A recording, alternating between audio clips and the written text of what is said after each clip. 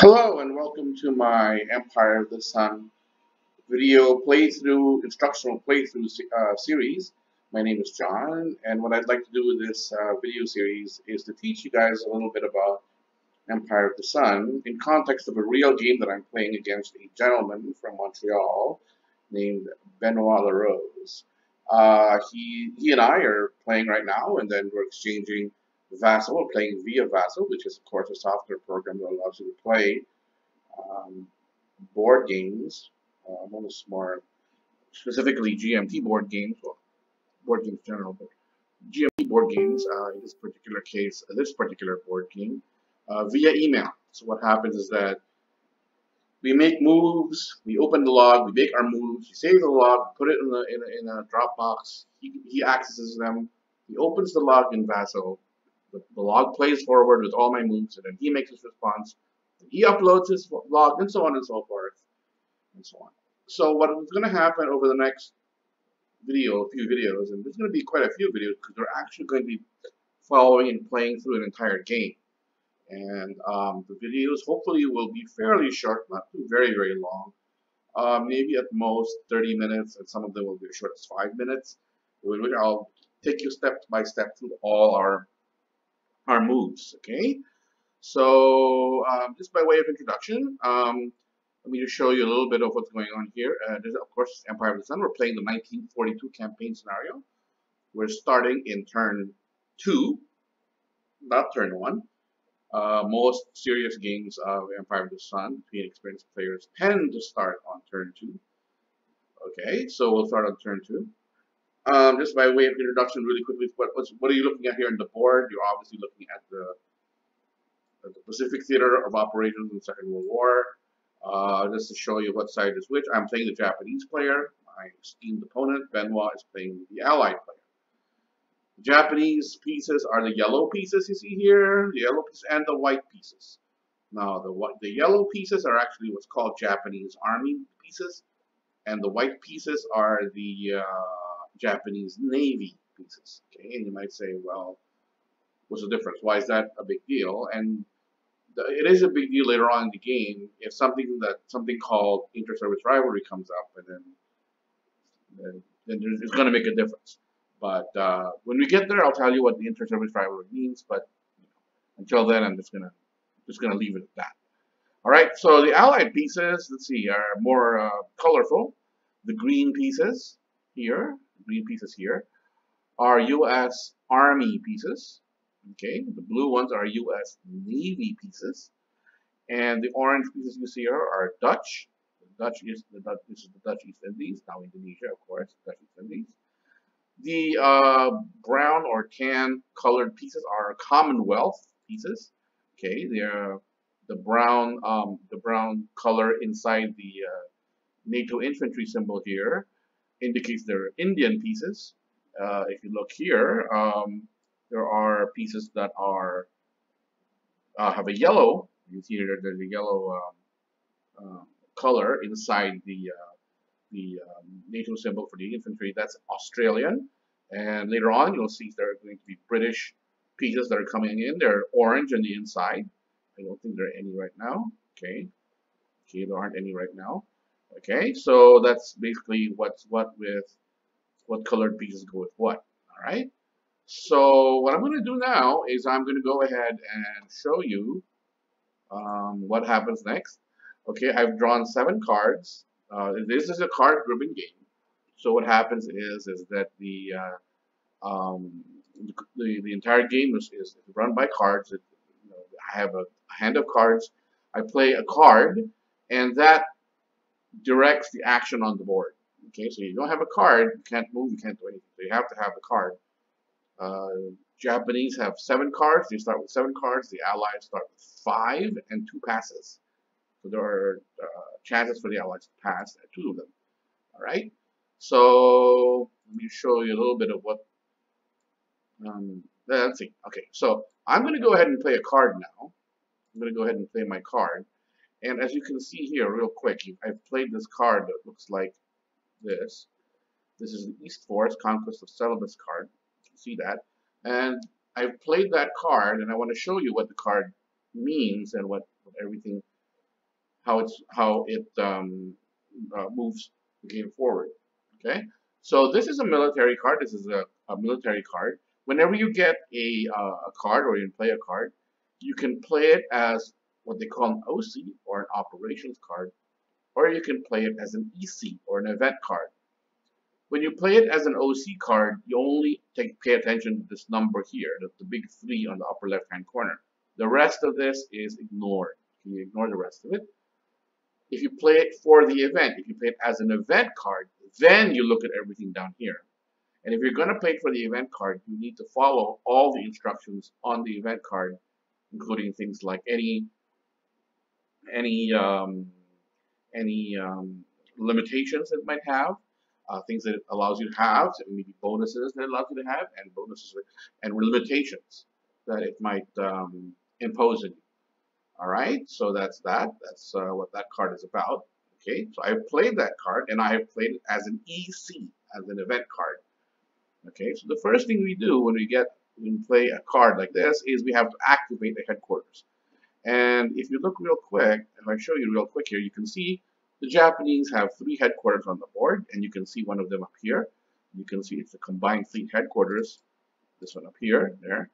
That's this headquarters here. Combined fleet HQ. Okay, 13 and 3.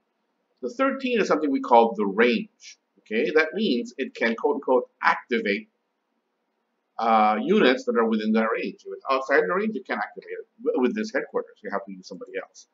Okay, the 3 is something called efficiency rating. Okay, and you add that to either this number here, the 3, if you're using as an ops card or an OC, or you use it for this, which is logistic value, the 5. Okay, and you add it to the 3, which gives you 8 activations. And I'll show you what that means in a few minutes. Okay. All right, so we have that. Let's see, the other headquarters, you see there's a headquarters out here, which is the South HQ. You can see that's a 12-1, not as good as Combined Fleet HQ. It's not as long range, and it only has an efficiency rating of 1. The Japanese also have a third headquarters unit. It's down here in Truck. It's a 12-2 South Seas HQ. Okay, 12 is the range, 2 is the efficiency. All right. Now the Allies, on the other hand, they've got 3 headquarters right now. Okay, they have this headquarters here. They have the Southwest Pacific headquarters in Manila. Okay, that's a 20. Okay, much greater range, and it's a 22. There is one a British or Commonwealth headquarters here, the Malaya HQ. It is a 5-1. That means it has a range of 5 and only an efficiency rating of 1. So it's a pretty weak HQ. All right. So, and finally, all the way out here in Oahu, on Hawaii, there is the Central Pacific Headquarters Unit, which is a pretty big HQ, to a whopping range of 25 and efficiency rating of 3. So very impressive. It's a very impressive headquarters, but it's located all the way out here in Oahu, on Hawaii right now. Okay, all right. So let's move on. Let's see what I did with this card. Is I went ahead and activated this HQ, South HQ, all right? And you might say, well, why did I activate that?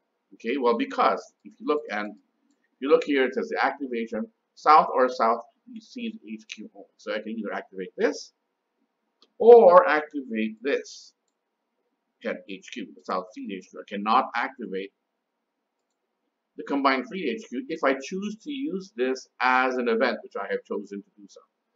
If I chose to do it as an OC card, I only look at this number, and since I'm ignoring all the rest of this, I can activate any of them. I can activate this HQ or any of the other 2 HQs.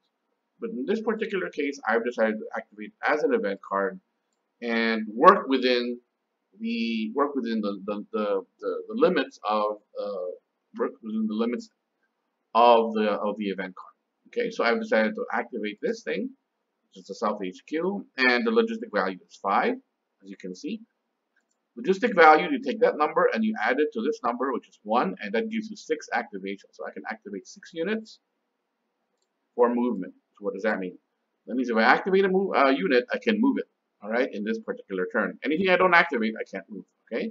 So, all right, so I have to activate 6 units, all within a 12 hex range of South HQ. All right. So, okay, I've activated this thing. I've activated this air unit. I've activated this naval unit, the Nagato battleship. I've activated this air unit. I've activated, okay, I've activated this naval air unit. Remember, all the white units are Navy, so that's a naval air unit. Okay, activated this particular Army air unit. Okay, I've activated this cruiser down here, the Mogami. Okay, and I've activated this naval air unit, the 5th Air Division, 22nd Air Division, excuse me, and I'll tell you a little bit more what all the numbers mean in these counters in a few minutes, okay? Okay, so what I've done now is, if you look here in the card, it says here paratroopers, okay? Paratroopers. It says here, prior to movement, place a Japanese control marker in a hex that is within extended range of an active Japanese air unit. If one, the hex is either occupied or, or is occupied solely by a Dutch regiment. And number 2, the hex is not within an unneutralized Allied ZOI. The heck is a ZOI? We'll tell you about it later, but eliminate the Dutch regiment. Okay, so what this is saying is that as a bonus, I can use paratroopers, which is nice.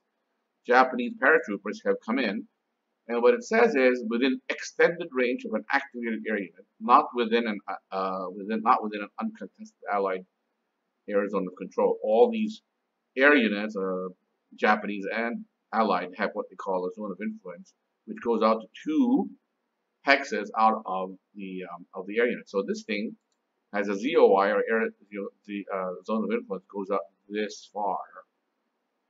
Okay, so we got that. Japanese also have an air ZOI, as you can see with this. Okay, as you can see with this as an AZOI. All those air units have a ZOI. Okay, but the trick is here is that you can see that, for instance, a Japanese uncontested air influence is red, and it's blue if it's allied, and if it's purple, that means the overlap. And this is called the contested ZOI. This is an undisputed allied ZOI. This is an undisputed Japanese air ZOI. This is a disputed ZOI. Okay. All right. So it says I can drop paratroopers with an extended range of an active air unit. Well, this is an active air unit because I've activated it. It's prior to movement. So it says here prior to movement. So before I even move any of my pieces, the paratroopers get dropped first. So I'm going to drop the air unit, or the extended range, by the way. It's still 5 up here. If you look here, there's a 5 on the air unit here. That's its extended range. Okay, this is the Japanese bomber's extended range. And so it's 5 hexes. 1, 2, 3, 4. All right. So it says drop. I can drop the paratroopers there. And it says if it's within or occupied by a Dutch regiment. If it's occupied by Dutch regiment, Dutch regiment, it's eliminated. So that's what we did. We eliminated that. Okay, he's gone now. And I've put in a Japanese control marker and eliminated that Dutch regiment. So he's gone forever. Hasta la vista. I'll see you later. Okay, so he's gone. Okay, so now we're gonna do some movement and try to explain to you how movement works. Okay, all right. So we can see here that I've started to move this unit here. All right. Let's look at this air unit and let's try to explain what is going on here. Okay, what is within all numbers? Okay, for an air unit, you can see air units, they have 3 numbers here at the bottom. 22 is rather large here. Then 10 and 2, and there's a 4, and there's a 5, and there's this 4-digit number here. Okay, for air units like this guy, and this guy. Okay, the 22 is what they call the attack factor. Offensive factor, 10 is the defense factor, and 2 is the normal range. Okay, 4 is the extended range. Okay, and remember we talked about extended range earlier when we looked at this air unit here. So in this air unit, this guy's attack strength is 20, defense strength is 10, regular range is 3, extended range is 5. Okay, now let's continue looking at the numbers here. then you can see that there's a small number 5 at the upper right hand corner. That is just for identification purposes only. It doesn't affect the game at all. It's a 5, so this is the 5th air division. Okay, and the 2909, the 4-digit number here, it's the starting hex for the setup. It helps you set up, and it says if you were to play if you were to play the 1941 scenario, this tells you where the unit sets up. Okay, so in our case, we ignored it because we didn't start with 1941. We started with 1942. All right. Okay, so how does the movement here work? Okay, for an air unit. For an air unit, what happens is that all air units can move as far as their extended range. Okay, and they do hops. You go from friendly airbase to friendly airbase. And you look at the card itself, and the 3 up here tells you that the air unit can move three hops from airbase to airbase, where the airbases are connected by no more than the extended range of the air unit. So this guy can hop to an airbase for no more than 4 hexes away, and you can do it 3 times. Okay. So in this particular case, I went 1, 2, 3, and 4. So it goes to Canton. Okay. And then that's the first hop. Then the second hop takes this fellow 1, 2, 3. Let's say I could do 4, which is Cameron. Okay. And then finally, okay, that's the second hop. I can do a third hop. Third hop goes, whoops, 1, 2, 3, and 4. All right. So that takes me to, I think that's Kuala Lumpur, if I'm not mistaken. Okay. The air bases, by the way, are these red icons with the this looks like chopsticks. They're supposed to look like runways, but to me they look like chopsticks. Anyway, so those are air bases. The little anchors are ports, and we'll talk about that more later. Okay, so I did that. So he moved over there and getting ready, but I'm getting ready to attack Singapore. Okay, so the second unit I'm going to move is another air division. Okay, oh, okay, so it's redoing the move. Okay, so the second move is. Okay, this fellow here. I think this guy came from Taihoku. 1, 2, 3, 4, 5, Tianling. Okay, so you can see that. Remember, it's at 3 5-step hops. Okay, 1, 2, 3, 4, 5. So that's the first hop. Okay, so the second hop takes it to Saigon. If you go 1, 2, 3, 4, 5, you go to Saigon. And the third hop takes it all the way, or takes it all the way to Kota Buru, not Kota Buru, excuse me, to Kuala Lumpur here. All right, so it takes it all the way there. Okay, so let's see who's next. Okay, so the next guy I'm moving again is this unit here. Okay, and this guy came from Peiping. Okay, and his first hop goes to Shanghai. Second, 4-step hop takes him to Tainan, and finally, his third hop takes him to the Philippines, to what is essentially Clark Field here in the Philippines, just north of Manila. All right, that's the third. Okay, okay, who's next? All right, the next thing we're gonna move is this naval unit. This is a let's see, what did I do? Oh yeah, okay. So what happened was that this guy moved. Okay, all right. Let's look at naval units now, and let's look at what they have to offer. For a naval unit, it's a little bit simpler, not too as many numbers. Again, you have the four-digit thing here that shows you where the unit sets up in the 1941 scenario. We see here 20 and 14. There's no third number because there's no range. First number is the attack, and the second number is the defense. That's all it is. So these guys, naval units, move a movement factor of 5, so you can generally move just 5 hexes, right? 5 hexes, and then what you do is you multiply the 5 by the 3, which is 15. So this guy can move 15 hexes. So 1 takes it all the way, 2, 3, 4, 5. Okay, 1, 2, 3, 4, 5, 6, 7, 8. It ends up in Manila, and that I can promise you is actually less than 15 hexes. So that's coming from here to here is 15 hexes or less. So I've done this, and I'm attacking Manila with this air unit and this battleship. Okay. All right. What's the next one to be activated? Okay. Okay. Then let's see. Have I finished? I think I have finished with my with my um, with my with my movement. Okay. And now I'm ready to do battle. Okay.